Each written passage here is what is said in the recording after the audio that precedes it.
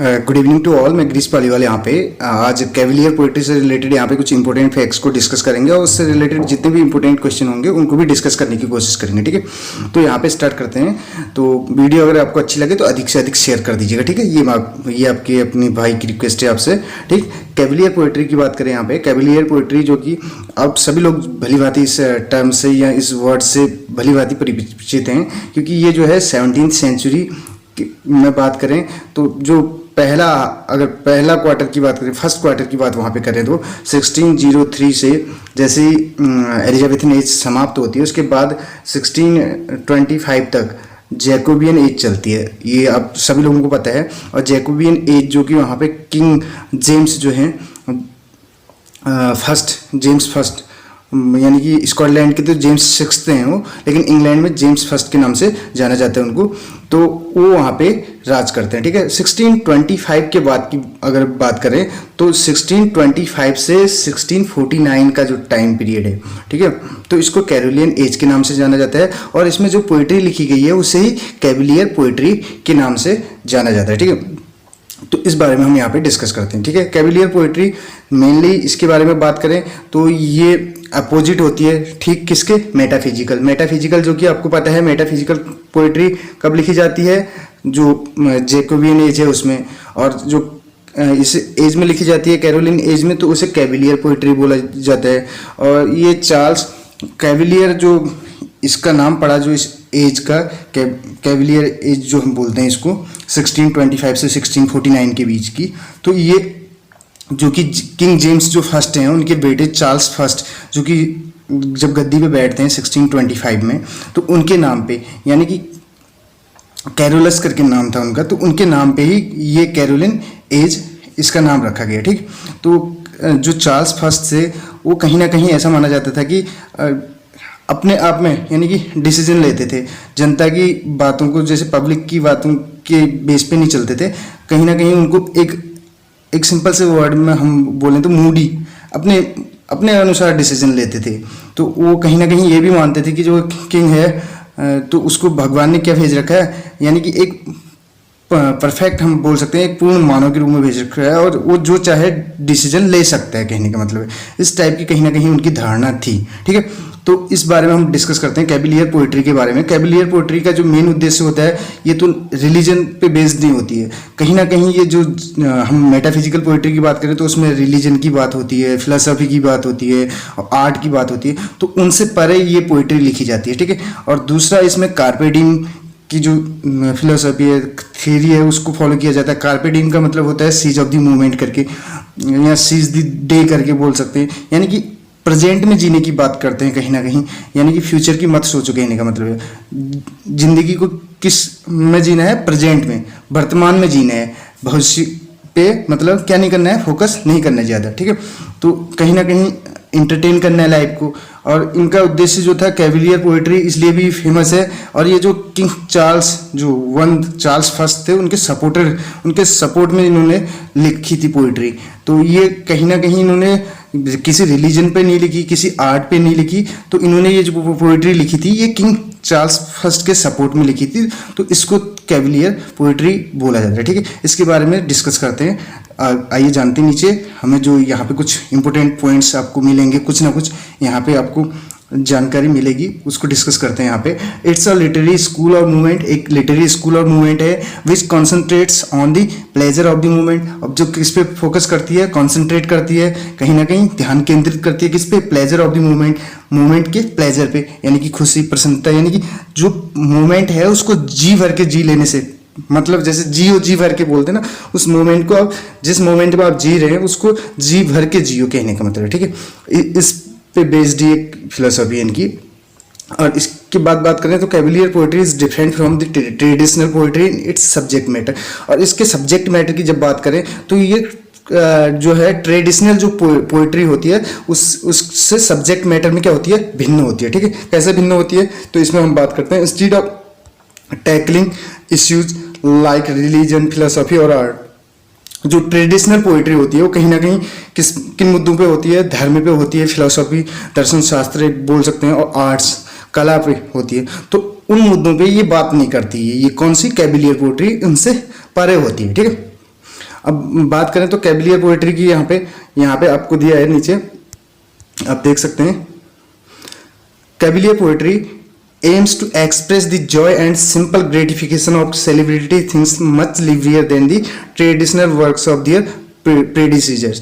यानी कि जो कैबिलियर पोएट्री है उसका मेन उद्देश्य क्या होता है, एक्सप्रेस करना जॉय और सिंपल ग्रेटिफिकेशन को, किसके, ऑफ सेलिब्रिटी थिंग्स, यानी कि जो सेलिब्रिटी थिंग्स होती हैं, मच लिवलियर देन ट्रेडिशनल वर्क्स, जो ट्रेडिशनल यानी कि जो परंपरागत वर्क्स वगैरह जो पहले से चले आ रहे हैं उन कार्यों पे फोकस ना करते हुए, यानी कि उन चीज़ों पे वो करना जो कि अभी चल रही है प्रेजेंट में, कहने का मतलब है, और उनके जॉय पे निर्भर करना, उनकी खुशी प्रसन्नता को व्यक्त करना, एक सिंपल वे में बोल सकते हैं हम। और इसके अतिरिक्त ये बोल रहा है वर्क्स ऑफ द प्रेडिसीजर्स, कहीं ना कहीं ये उन वर्क्स पे उनकी बात नहीं करता जो उनके प्रेडिसीजर्स के वर्क्स, यानी कि जो उनके पूर्वजों के द्वारा जो कार्य किए गए हैं उनसे परे है, कहने का मतलब है। ये ट्रेडिशनल पोएट्री को कहीं से कहीं तक फॉलो नहीं करता है, बोल सकते हैं। आगे देखो, इसमें अगला पॉइंट जो है, intent of their works was often to promote the crown. अब इनके वर्क्स का इंटेंट क्या होता है, देखिए इनका मेन उद्देश्य क्या होता है, often to promote the crown, जो क्राउन है उसको क्या करना, प्रमोट करना, पर्टिकुलरली चार्ल्स फर्स्ट। क्राउन का मतलब है यहाँ पे विशेष तौर पे हम बात करें तो कैबिलियर पोएट्री में चार्ल्स फर्स्ट, क्योंकि चार्ल्स फर्स्ट के सपोर्टर थे, तो उन चार्ल्स फर्स्ट के बारे में या उससे रिलेटेड ये पोएट्री को लिखा करते थे। चार्ल्स फर्स्ट जो कि इनका अपना किंग था उस टाइम का, तो उसके सपोर्ट में लिखा करते थे पोएट्री को, ठीक है। And cavalier poets spoke outwardly against the round heads. अब राउंड हेड्स किसको बोला जाता है, यहाँ पे एक वर्ड में बता रहा हूँ, राउंड हेड्स जो बोला जाता है ये पार्लियामेंट के सपोर्टर थे। पार्लियामेंट के सपोर्टर्स को राउंड हेड बोला जाता है, और जो चार्ल्स फर्स्ट के सपोर्टर हैं उनको क्या बोला जाता है, कैबिलियर पोएट बोला जाता है। कैबिलियर पोएट बोला जाता है उनको। और कैबिलियर पोएट के लिए एक टर्म और यूज किया जाता है, रॉयलिस्ट।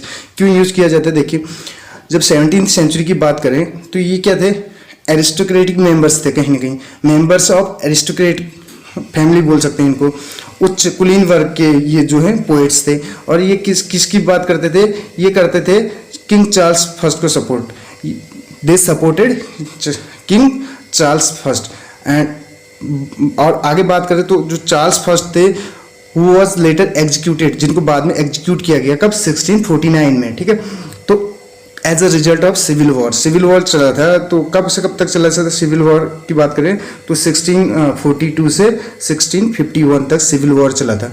तो उसके एक रिजल्ट के रूप में चार्ल्स जो फर्स्ट हैं उनको एग्जीक्यूट किया गया।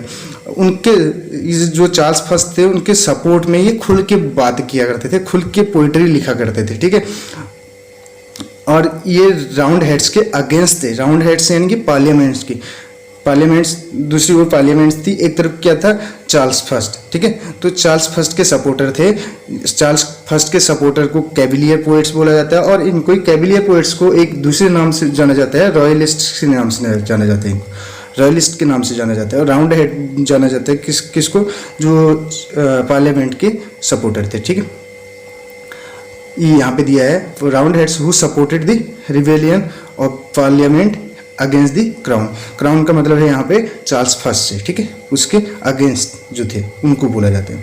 द टर्म कैबिलियर और Caroline adjective form of Charles first. देखिए ये पहले ही बता चुका हूँ मैं, जो टर्म है कैबिलियर या कैरोलिन ये एडजेक्टिव फॉर्म है किसका, चार्ल्स फर्स्ट का। चार्ल्स फर्स्ट जो कि राजा हमने बात की उनके नाम पे ही ये कैरोलिन एज रखा गया। Is used for a group of mid 17th, देखिए mid 17th century poets who sided with King Charles first. तो उन पोइट्स को कहा जाता है जिन्होंने साइड ली, यानी जो किसके साइड में थे, किसके पक्ष में थे, किंग चार्ल्स फर्स्ट की, अगेंस्ट द पार्लियामेंट, यानी कि पार्लियामेंट के खिलाफ, ठीक। तो उनको कैबिलियर पोएट बोला जाता है। और दीज कैबिलियर और कैरोलिन पोएट्स, अगला पॉइंट है, दीज कैबिलियर और Caroline poets were followers of Ben Johnson.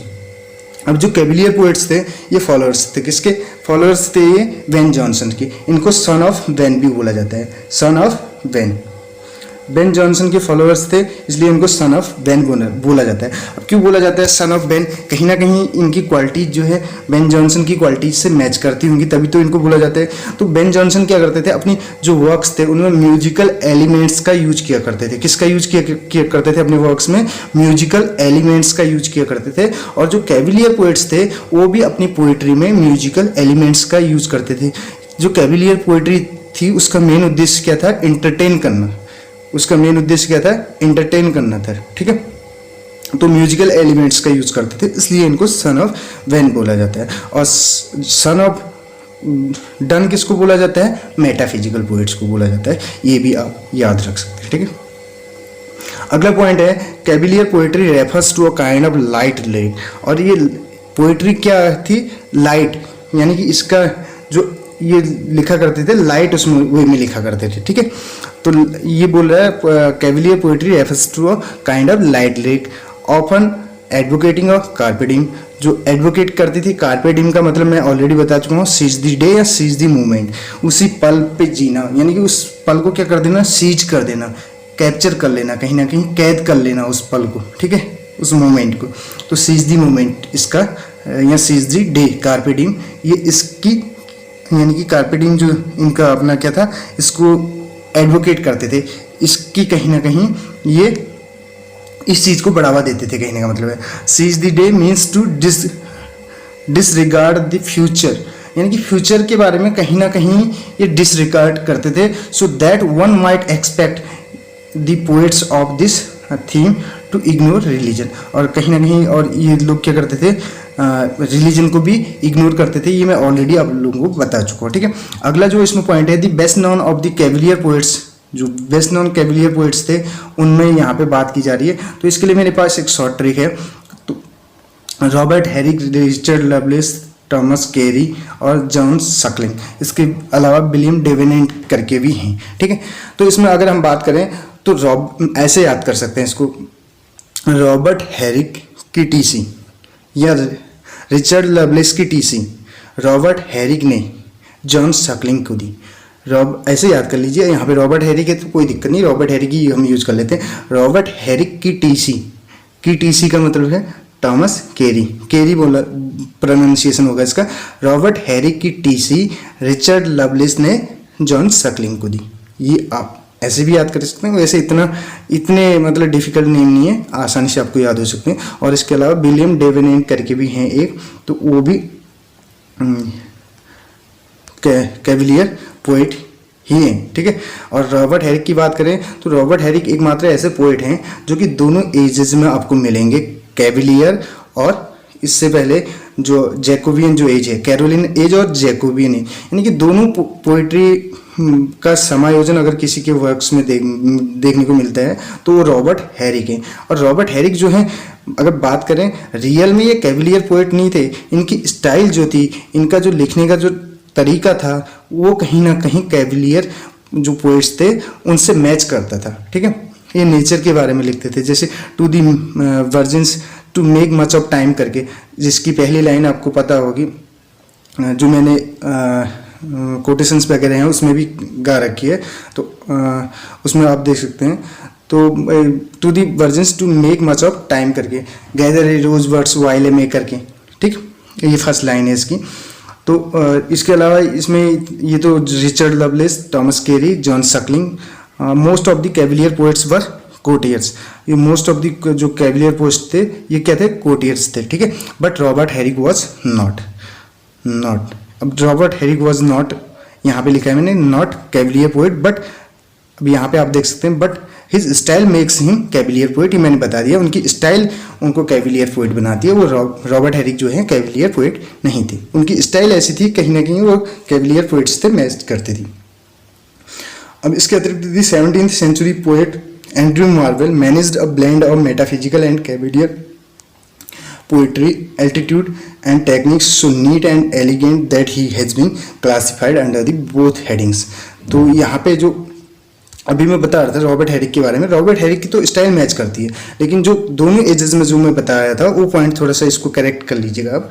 ये जो मेटाफिजिकल पोइट्री और जो कैविलियर, जो मेटाफिजिकल पोइट्री और कैविलियर पोइट्री की बात कर रहे थे, तो इनके ब्लेंड के रूप में अगर किसी पोएट ने लिखा है तो एंड्रयू मार्वेल हैं, ठीक है। एंड्रयू मार्वेल हैं जिन्होंने, एंड्रयू मार्वेल ही वो पोएट हैं जिन्होंने बाद में जॉन मिल्टन जब ब्लाइंड हो जाते हैं तो उनको भी असिस्ट किया था, ठीक है, उनकी भी हेल्प की थी उनके वर्क्स में, ठीक।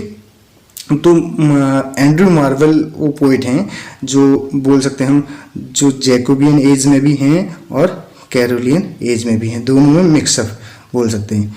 इनकी जो वर्क्स आपको देखने को मिलेंगे। ठीक, ये थे कुछ पॉइंट्स इससे रिलेटेड। अब मेन फीचर्स क्या क्या हैं कैविलियर पोएट्री के, इनको डिस्कस कर लेते हैं यहाँ पे। ठीक है, cavalier poets wrote short lyrical poems. पहला पॉइंट हो गया कि ये लिखते थे शॉर्ट लिरिकल पोम्स लिखते थे, और इसके अलावा but did not like sonnet, लेकिन पसंद क्या नहीं करते थे, सोनेट्स पसंद नहीं करते थे, सोनेट्स नहीं लिखा करते थे, लिरिक लिखा करते थे। ठीक है, लिरिकल पोएम्स लिखा करते थे। दूसरा पॉइंट है यहाँ पे, आप देख सकते हैं यहाँ पे, cavalier lyricist did not write as professional for publicity.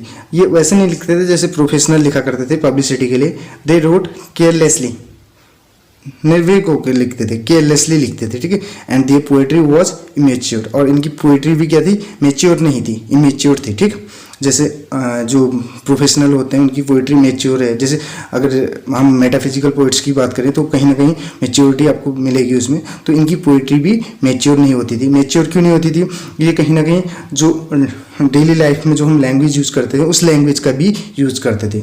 कलेक्वल बोला जाता है जिसको, अगर इंग्लिश लिटरेचर की लैंग्वेज में बोलें तो कलेक्वल लैंग्वेज। तो कलेक्वल का मतलब है डेली बेसिस पे जो डेली लैंग्वेज, जो कन्वर्सेशनल लैंग्वेज जिसको हम बोल सकते हैं, उसका यूज ही करते थे। अगला पॉइंट है यहाँ पे, they use direct language in the poetry which expressed a highly individualistic personality.